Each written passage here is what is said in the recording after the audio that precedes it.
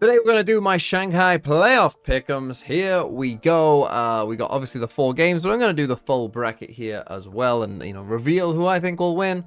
And all of that and where everyone will finish. But first, let's just quickly talk about the selection process for these games, because obviously we got, the first seed teams choosing the teams that they're going to play against. I thought it was quite interesting, and I thought the decisions were quite interesting as well for the teams. The obvious decision was to not pick Gen.G, right? Whoever was getting drawn fourth was almost certainly going to get Gen.G, because I think when you look at Gen.G versus the other teams that came from the group stage, Gen.G are, in my opinion, clearly a tier above kind of, some of these other teams in here.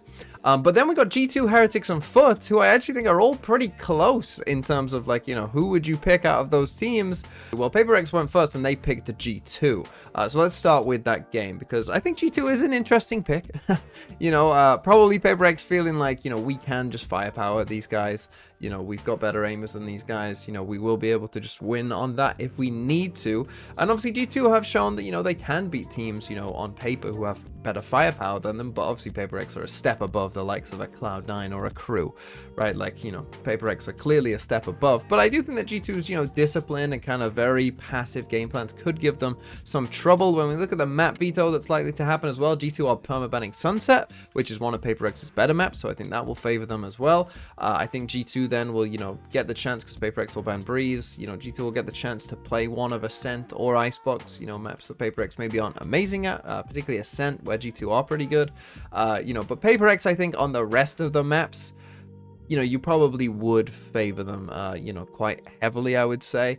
G2 have played Lotus twice in this tournament already. They won an overtime game. They lost a, not so close game as well. So I think PaperX will look at Lotus and just be like, we can roll these guys on Lotus, which it maybe is true. And I do think that PaperX probably will just be the better team. Next game is EDG versus Team Heretics. This one is probably much more of a coin flip game. I think a lot of people will have different takes on which way this one will go. Obviously, EDG, the crowd you would assume is going to be going crazy for this one. And we know that EDG, Kankang, you think of him standing up, the crowd's going to be popping off. It's going to get, very crazy and hectic. But Team Heretics, of course, have already experienced that. That game with FPX, that map 3.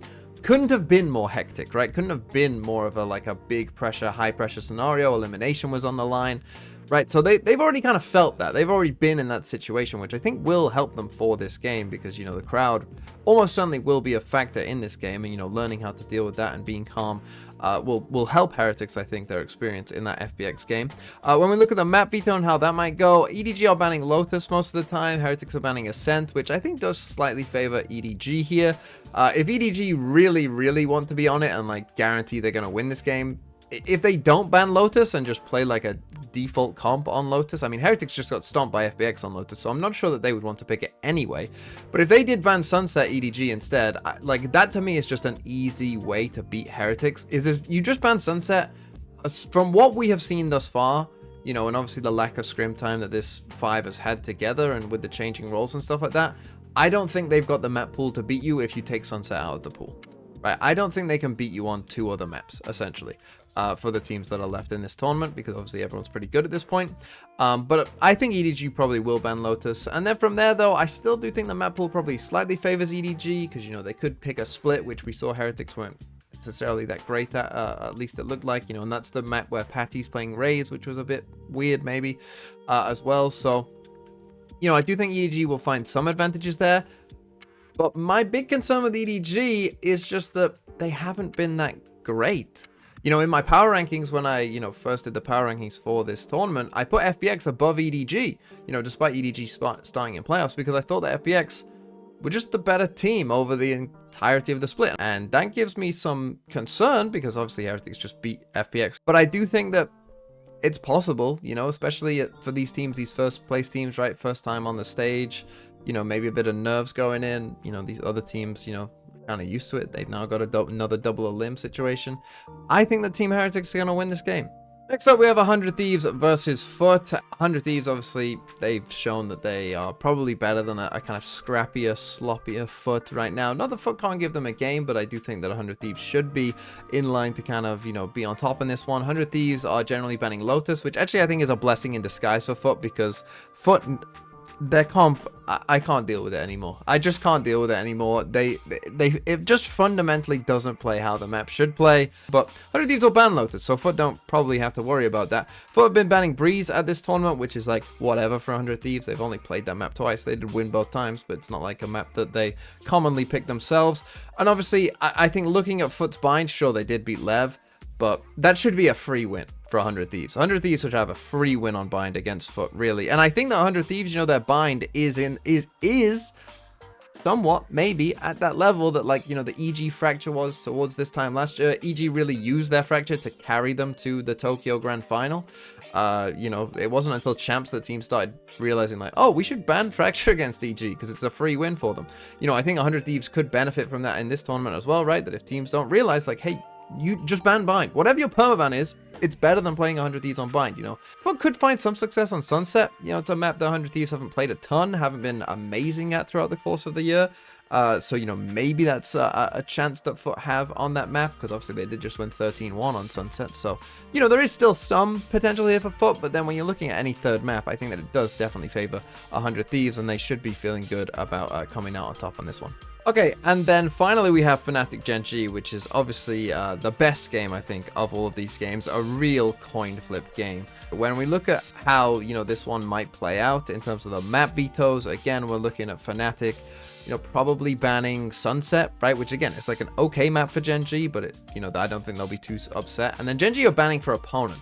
So that already, it's like, which map would you ban if you're Gen.G? I feel like Split is probably the most obvious option for Gen.G, but who knows? Maybe they'll come up with a bit of a game plan here with some time to go. And then when you look at the map picks as well, Gen.G, you know, have been pretty good on Ascent. That's generally been not the best map for Fnatic in general. So maybe that's where they go. For Fnatic, though, it is kind of hard to see, like, what map would you pick against Gen.G? Because that's the thing. You know, they ban for opponent. They don't have a permaban, but they're kind of just, like, decent at every map. They're not necessarily dominant on too many maps. You know, Lotus is kind of a standout, you know, which is one of Fnatic's better maps as well. But it's like, what do you pick against Gen.G? It's going to be tough. Now, Fnatic obviously do have time to come up with a game plan, you know, for this game and, you know, pick a map that maybe they think they can exploit some things. You know, Bind is maybe a map that you can exploit Gen.G a little bit on with the Cypher, but I think, you know, this could be a very close game, all three maps, and I do think it would go to 3 maps, this one. But with that in mind, I do think that Fnatic, just with the extra time, with a bit of extra prep, you know, maybe they can show on whatever map they want to choose, you know, come up with some nice little ideas, things that Gen.G haven't necessarily seen before. So I am going to go for Fnatic in this one.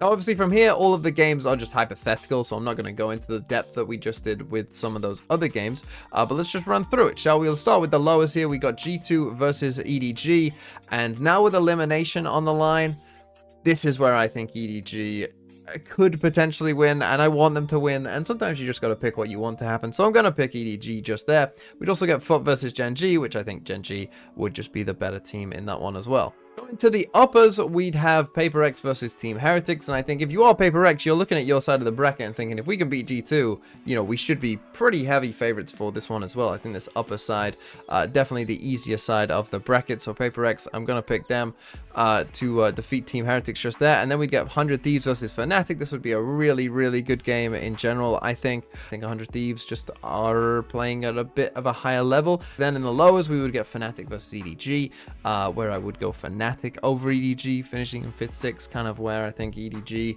you know, live at this point in time. And then you got Team Heretics versus Gen.G, and again, I think Gen.G would just be the better team and would win that one. And this is the thing as well, whoever kind of loses this Fnatic Gen.G game, you know, you probably are looking at like a fairly favorable run still through the lowers, right? Because the lowers flip here, so you're playing the loser of this. So as long as Paper X don't lose this game, right, you're looking at probably 2 games that you should be favored for here, whoever loses this game. We'd have Paper X versus 100 Thieves upper final, and man, we've seen it many times before where Paper X play an America's team in the upper final, and they win this upper final and then lose the grand final, right? That's the Paper X way.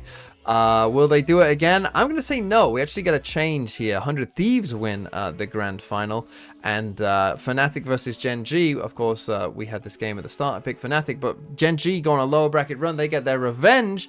We get the lower final, all APAC lower final. Gen.G again get their revenge on Paper X for the grand final in Pacific, and in the grand final, Gen.G overcome all odds, and they finally become the first Pacific team to win, going on a lower bracket run all the way through.